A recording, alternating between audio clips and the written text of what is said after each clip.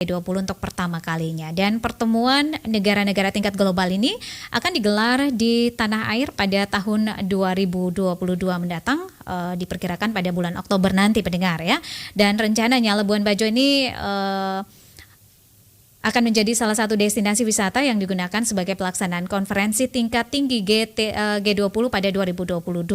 Dan salah satu dukungan dari BPOP Labuan Bajo ini adalah menyiapkan akomodasi tersertifikasi CHSE jelang KTT G20 di Labuan Bajo yang merupakan side event. Dan sampai saat ini sudah berapa banyak hotel dan juga pelaku usaha yang tercatat dan berapa banyak yang sudah tersertifikasi CHSE, dan apakah jumlah tersebut bisa menampung para tamu dalam penyelenggaraan KTT G20 nanti, dan usaha-usaha apa saja yang akan dilakukan oleh BPOP Labuan Bajo agar akomodasi tersebut ya bisa tersertifikasi. Nah, kita akan berbincang pagi hari ini dengan Sana Fatinda, Direktur BPOP Labuan Bajo. Mbak Sana, selamat pagi. Halo, selamat pagi. Salam sehat Mbak Sana. Salam sehat. Selamat mengudara kembali bersama RRI pagi hari ini ya, 1 April 2022 Mbak Sana. Ya, bulan baru, cepat ya. Tetap semangat ya. Nah, ini bulan baru semakin mendekati bulan Oktober begitu ya Mbak Sana ya. Betul. Oke, Mbak Sana, sampai dengan saat ini ya, sudah tercatat berapa banyak hotel, kemudian travel agent dan juga pelaku usaha di Labuan Bajo ini jelang G20 di bulan Oktober nanti. Mbak Sana, silakan. Ya, oke Mbak. Kalau yang hari ini tercatat ada 35 unit hotel, ada 89 unit hunian sewa, 8 unit hostel. Kalau kita total ada sekitar 1093 kamar. Nah, itu untuk hotel bintang ya, jadi bintang 3, 4, dan 5. Nah, kemudian dari hotel tersebut ada 63 yang sudah tersertifikasi. 63 ini terdiri dari 11 hotel, 2 homestay, 15 restoran, kemudian 12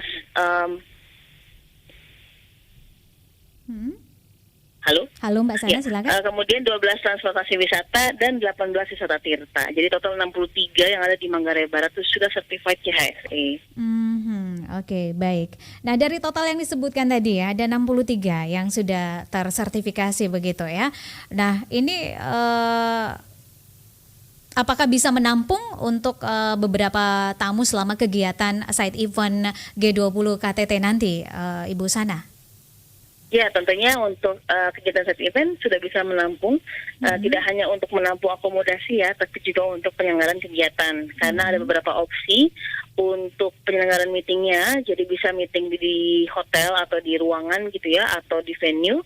Tapi juga bisa kita tawarkan opsi meeting di lain, seperti meeting di kapal atau meeting di destinasi, bisa juga meeting di pantai, seperti itu. Oke, bisa dipaparkan ini agendanya seperti apa nantinya? Nah, kalau kita kan sebenarnya punya 12 kegiatan side event yang ada di Labuan Bajo, di mana untuk side event ini kemarin sudah berjalan satu yang dari teman-teman Kementerian PUPR, betul. Nah, dalam waktu dekat itu paling dekat adalah Tourism Working Group pada bulan Mei nanti. Oke, nah ini persiapan jelang bulan Mei ini seperti apa Mbak Sana? Sudah final? Nah, yang bulan Mei ini agak unik sebenarnya karena kebetulan kan Tourism Working Group ya, Mas Menteri Parekraf. Nah, beliau juga request pengen coba meeting di destinasi. Jadi kita lagi coba trial nih rencana untuk melakukan meeting di Gua Batu Cermin. Nah, sedang kita pilih gimana caranya gitu ya untuk melakukan working group dengan sinyal yang bagus, karena memang kita mau kasih lihat bahwa kita bisa rapat nih di destinasi. Mudah-mudahan lancar. Kalau lancar kita akan jadi yang pertama bikin rapat di Gua Batu Cermin. Oke, dan ini sudah final keputusannya akan dilaksanakan di Batu Cermin? Lagi proses Mbak, jadi kita lagi uji coba karena masih ngetes sinyal, kemudian ngetes venue dan segala macam. Mungkin nanti April ini baru akan kita fikskan lagi karena akan dites dulu oleh Mas Menteri, akan ke Bajo lagi. Oke, baik. 63 yang sudah tersertifikasi ini ya. Dan masih ada beberapa, masih banyak begitu ya yang belum tersertifikasi. Ini kendalanya seperti apa nih Mbak Sana? Jadi ada perubahan terkait mekanisme untuk pemberian CHSE ini. Kalau yang sebelumnya, ini kan batch yang lalu ya, batch lalu ini itu dibiayai oleh pemerintah pusat melalui Kemenparekraf dengan dana pemulihan ekonomi nasional. Nah, tapi untuk kedepannya, karena sertifikat CHS ini kan sangat efektif ya untuk memberikan kenyamanan dan confidence level untuk para wisatawan datang. Nah, akhirnya ini kemudian lagi ditransisi untuk menjadi SNI. Nah, ketika jadi SNI, maka siapapun bisa menggunakan dan mengajukan gitu ya untuk SNI, dan penetrasinya bisa lebih cepat. Nah, ini prosesnya lagi seperti itu. Nah, tapi dalam jangka waktu masa jeda ini, rencananya dari Kemenparekraf akan berkoordinasi dengan dinas-dinas setempat. Jadi nanti bentuknya self-assessment yang dimonitor oleh dinas setempat, dan kemudian akan diberikan stiker CHSE-nya. Jadi bisa lebih cepat dan lebih masif lagi. Dan 63 yang sudah tersertifikasi, dan totalnya ada 1093 kamar ini semuanya akan digunakan mulai bulan Mei sampai dengan Oktober begitu Mbak Sana? Iya, betul. Jadi ini yang sudah tersertifikasi dan selalu kita tawarkan kepada mitra-mitra maupun penyelenggara kegiatan. Karena side event ini kan PIC-nya beda-beda ya, lintas kementerian. Nah, kita memperkenalkan bahwa ini loh kesiapan Labuan Bajo, silakan dipilih opsi-opsinya seperti itu. Dan ini ada kemungkinan akan bertambah begitu yang disiapkan untuk yang tersertifikasi begitu? Iya, rencana kita memang seperti itu, tapi paling tidak di masa transisi ini kan karena waktunya sempit ya, cuma sampai Oktober gitu. Nah, opsi-opsi lain tadi adalah kita akan bekerjasama dengan Dinas Pariwisata setempat di Manggarai Barat untuk membantu memvalidasi dan memverifikasi.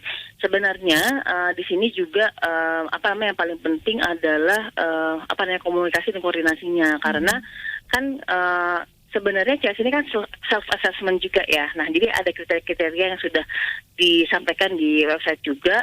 Nah, ketika itu sudah dilaksanakan oleh si pemilik industri, maka kita bisa sama-sama validasi bahwa ini sudah memenuhi standar CHSE seperti itu.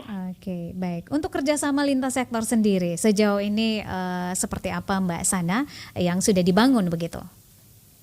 Ya, kalau kita kan bisa bilang ya bahwa menyiapkan Labuan Bajo untuk menjadi salah satu venue G20 ini bukan pekerjaan sehari 2 hari gitu ya, tapi sudah bertahun-tahun. Jadi bisa dibilang 3 tahun terakhir memang kita menyiapkan khusus Labuan Bajo untuk siap menjadi tuan rumah. Nah, dengan tersebut membangun aksesibilitasnya, amenitasnya, kemudian atraksinya. Ini kolaborasi mulai dari Kementerian PUPR, Kemenhub, KLHK, Kemenparekraf, Kementerian Koperasi UKM, Kemendes, semua itu kementerian, Kominfo gitu ya, untuk bagaimana kita sama-sama menyiapkan Labuan Bajo yang layak untuk event internasional. Jadi kalau misalkan 2-3 tahun terakhir ini lebih banyak ke infrastruktur dan penguatan SDM dalam bentuk penyiapan konten gitu ya. Nah, saat ini adalah saat showcase-nya nih. Jadi ini adalah 2022-2023 dengan Asian Summit nanti adalah gongnya gitu ya. Gongnya bahwa Labuan Bajo yang dulu belum siap untuk destinasi MICE sekarang sudah bisa menjadi opsi destinasi MICE, dan MICE-nya pun MICE kelas internasional kepala negara. Jadi itu yang kita siapkan, dan tentunya itu didukung oleh semua lintas sektor, karena tidak hanya sekedar fasilitas infrastruktur yang ada, tapi juga perlu hospitality, kualitas pelayanan yang baik, kemudian juga destinasinya juga tertata dengan baik, lalu industrinya pun juga tumbuh sehingga mengisi. Jadi misalkan ada restoran, pilihan makanan yang enak, gitu kan, makanan lokal, ada produk UMKM, jadi semuanya festifnya itu kita rame-rame merayakannya dengan menjadi tuan rumah ini, salah satunya. Oke, baik.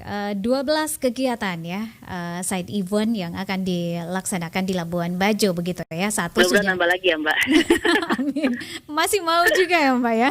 Oh, kita tetap siap ya, menjual karena sampai Oktober kan banyak banget ya meeting-meetingnya, dan kita juga nggak hanya side event yang official misalkan gitu ya, tapi side event yang dilakukan oleh para simpatisan dan para pencinta G20 gitu dengan judul-judul yang macam-macam ya, ada W20, ada B20 dan segala macamnya.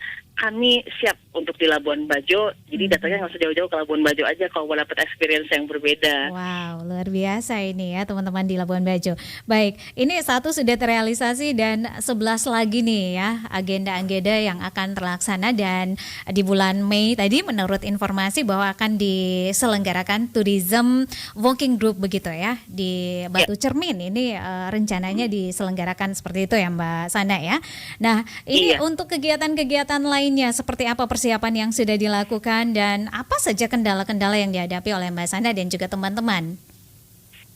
Ya kalau misalkan di tahap sekarang belajar dari yang kemarin ya, yang Asian Water Week, saya pikir luar biasa banget karena teman-teman travel agent dan tour operator lokal, guide lokal pun terlibat langsung sebagai LO ya, dan kemarin juga cukup smooth gitu ya kita bagaimana melakukan travel bubble, karena kan memang waktu itu tidak, untuk menjaga delegasi tetap aman gitu ya, kita mesti amankan koridor mereka dalam koridor delegasi peserta kegiatan seperti itu. Nah, ini ke depannya juga akan kita lakukan dan kita improve lagi. Kemudian kemarin cukup lengkap sebenarnya ya. Yang pertama, jadi kita dapat VVIP, super VVIP, ada Pak Wapres datang, kemudian kan beberapa menteri sekaligus yang dari Indonesia, ada menteri dari luar negeri juga, kemudian ada peserta. Jadi kekompleksan yang meeting bulan Maret kemarin itu membantu kita juga untuk bisa memetakan kira-kira opsinya ke depan akan kayak gimana. Jadi mudah-mudahan kita makin handal ya, melayani tamu dalam konteks peserta rapat, karena memang beda yang harus diamankan gitu.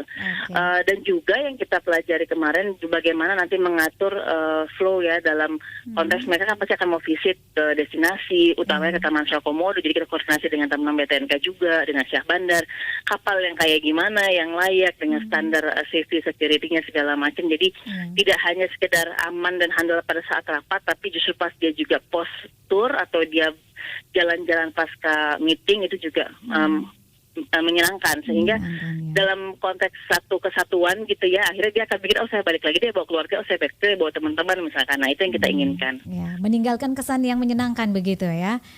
Oke. Dan kesan apa nih yang sempat Anda dengar ya di event pertama yang sudah diselenggarakan tadi ya? Nah ini seperti apa tanggapan atau respek ya dari peserta kegiatan tersebut ya dan tamu undangan? Mbak Sana, silakan. Nah, mungkin testimoni dari Bu Menteri LH Korea kali ya. Jadi waktu saya ketemu sama beliau juga, dia bilang tempat ini sangat indah, sangat cantik, dan ini cocok dengan kebutuhan teman-teman di Korea juga. Jadi saya tanya, bagaimana sih peluangnya kalau kita mau nawarin ini ke market Korea gitu ya. Terus dia ini sangat cocok sebenarnya, dan dia berharap bahwa kita bisa melindungi, karena kan saya cerita tentang cagar biosfer Komodo, tentang masalah Komodo segala macamnya, dia berharap bahwa ini bisa dilindungi untuk jangka panjang. Beliau pun juga sempat untuk datang ya ke kawasan segala macam. Jadi intinya adalah Labuan Bajo sangat indah, kemudian sangat tenang gitu ya, dan harapannya untuk kedepannya bisa tetap terjaga dan lestari sampahnya dan semua inisiatif-inisiatif komunitas yang ada di dalamnya, karena itu juga akan menjadi kekuatan penting dalam sebuah pengembangan destinasi. Dan Mbak Sana, apa yang nanti akan disuguhkan begitu ya? Apa yang berbeda dari G20 di Labuan Bajo ini melalui side event yang ingin yang ingin ditawarkan begitu ya dalam side event ini 2022 ini kepada para pengunjung begitu Mbak Sana, sehingga terlihat berbeda ya, Indonesia menjadi tuan rumah yang pertama kali di tahun 2022 ini Mbak Sana. Ya kalau misalkan di Labuan Bajo sendiri kan yang kita tawarkan tadi ya, dalam konteks venue-nya pun juga ada opsi-opsi untuk melakukan kegiatan rapat itu di luar ruangan gitu ya. Itu yang bisa membuat Labuan Bajo banget. Nah kemudian juga bagaimana mengkombinasikan mitis itu dengan experience destinasi. Jadi kan dengan semua fasilitas sudah dibangun di kota, nanti juga ini kan pelan-pelan nih mulai diaktifasi ya. Jadi misalkan waterfrontnya sudah mulai jalan, kemudian nanti destinasi sudah bisa dibuka segala macam. Nah itu akan menambah opsi alternatif kegiatan ketika mereka lagi kegiatan di Labuan Bajo untuk rapat. Nah yang lain juga, ini juga kita lagi menyambut baik nih, karena kemarin kan Pak Presiden di Bali, kemudian Mas Menteri juga sudah menyampaikan bahwa sudah boleh nih kita bikin event asal protokol kesehatannya bagus ya kan. Nah ini yang kita lagi sambut gegap gempita, jadi kita lagi arrange beberapa kegiatan konser atau event gitu ya, yang akan kita isi sepanjang side eventnya, sehingga sehingga ada nuansa festifnya itu muncul kembali. Karena kita kan selama ini nunggu-nunggu nih mau bikin acara festival di luar ruangan, musik, tari, seni, sebuah segala macamnya.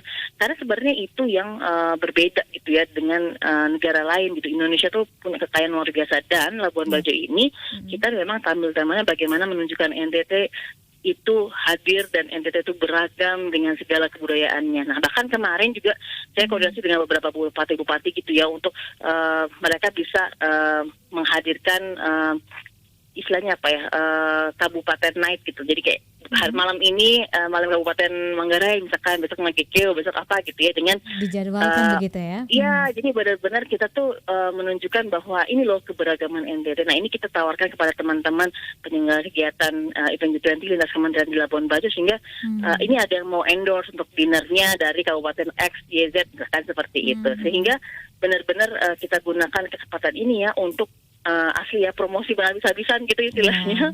Karena kesempatan memang yang luar biasa, dan ini tidak datang dua kali begitu ya. Betul, jadi paling tidak satu kita bisa tadi ya, yang penting kan adalah membangun hospitality dan mental untuk melayani levelnya kelas internasional tadi itu. Kemudian kedua adalah bahwa mereka mendapatkan kesan yang baik dan akan kembali lagi. Karena bagaimanapun ya wisata mancanegara khususnya berdasarkan riset Kemenparekraf juga jelas ya, mereka tidak datang bolak-balik hanya karena alam, tapi justru karena hospitality dan kebudayaan dan manusianya. Nah, ini yang mau kita tonjolkan, karena selama ini orang tahu NTT kan hanya komodo gitu ya, kita nggak mau itu terus, kita pengennya orang kenal kebudayaannya NTT ini dan yang lain begitu ya. Lewat cerita seperti ini. Ya, betul sekali. Dan ini bisa memberikan peluang bagi kabupaten-kabupaten lain ya untuk menunjukkan kekhasannya dari masing-masing daerah begitu ya, agar kita terlihat kaya begitu di mata dunia. Ini event dunia ini ya, tidak main-main ini begitu Mbak Iswana ya. Betul. Dan ini menarik sekali ya, berulang-ulang Mbak Sana sebutkan berharap akan kembali lagi begitu ya. Nah, sebelum kita menutup sesi wawancara kita pagi hari ini, Mbak Sana, apa sebenarnya harapan dari Mbak Sana dari side event yang sudah dan juga akan dilaksanakan di Labuan Bajo? Masih ada 11 event lagi nih. Silakan Mbak Sana. Ya, harapannya adalah tentu kita makin baik lagi ya dari yang penyelenggaraan yang pertama. Kemarin kita belajar banyak model kegiatannya, teknisnya, non teknisnya dan segala macamnya, dan kolaborasi lintas stakeholdernya, dan pengennya ke depan akan makin baik lagi dan makin solid lagi, makin kompak lagi, makin improve lagi, makin luas lagi gitu. Nah, kemudian bagaimana juga ini didukung oleh masyarakat Labuan Bajo itu sendiri. Ini penting banget ya Mbak, karena kan memang Labuan Bajo ini kan kecil ya, jadi istilahnya ketika ada kegiatan seperti ini pasti masyarakat cukup terganggu nih dengan pengalihan kendaraan dan segala macamnya. Mudah-mudahan masyarakat juga bisa mensupport ini, karena kita menghadirkan bahwa ini yang terbaik, layanan terbaik dari orang Labuan Bajo untuk para wisatawan dan calon delegasi juga. Nah, kemudian juga tidak hanya itu, teman-teman hotel, teman-teman kapal, teman-teman restoran juga bisa mengupgrade dirinya terus-menerus, meningkatkan kualitasnya dari pelayanannya, makanannya, kemudian mungkin kegiatannya, cara melayaninya juga segala macam, sehingga kita makin terbiasa untuk melayani wisatawan minat khusus. Ini kan minat khusus ya, karena dia datang untuk meeting gitu ya, bukan datang untuk jalan-jalan, tapi kita racunin biar dia mau jalan-jalan. Nah, yang kayak gitu-gitu mudah-mudahan bisa teman-teman semua semakin terbiasa, karena kita ke depannya juga punya rencana bahwa Bajo ini akan kita jadikan destinasi MICE tematik. Nah, dengan demikian nanti kita akan coba bidding beberapa kegiatan-kegiatan MICE internasional yang bisa kita bawa ke Labuan Bajo. Jadi ke depannya Labuan Bajo tidak hanya mengandalkan tadi yang saya sampaikan ya, apanya indah dan segala macam, tapi justru kita datangkan komunitas-komunitas atau konferensi-konferensi yang bisa memperkuat status bahwa kita menjaga kelestarian alam, kemudian kreatif ekonomi dan segala macamnya. Jadi nilai tambahnya akan lebih banyak ke depan. Dan kemudian pengen juga kalau misalkan kita mengundang ya lebih banyak lagi komunitas-komunitas yang sudah ada untuk terlibat aktif, dan tadi saya bilang bisa bikin event-event side event juga gitu ya dari partisipan komunitas pecinta atau pencinta Labuan Bajo untuk tunjukkan apa yang kita punya di sini, karena memang ini bukan hanya milik pemerintah gitu ya, tapi ini adalah milik semua, ini kebanggaan Indonesia. Amin. Baik, terima kasih Mbak Sana untuk waktunya bersama RRI pagi hari ini, dan kami RRI ND siap mengekspos begitu ya setiap kegiatan. Terima kasih buat RRI ND, luar biasa, selalu sigap. Oke, benar, dan terima kasih juga Mbak Sana selalu siap ya, tidak pernah menolak undangan dari RRI ND. Baik, Mbak Sana terima kasih, selamat pagi, salam sehat dan sukses untuk giat-giatnya selanjutnya. Selamat pagi semuanya, sukses. Amin.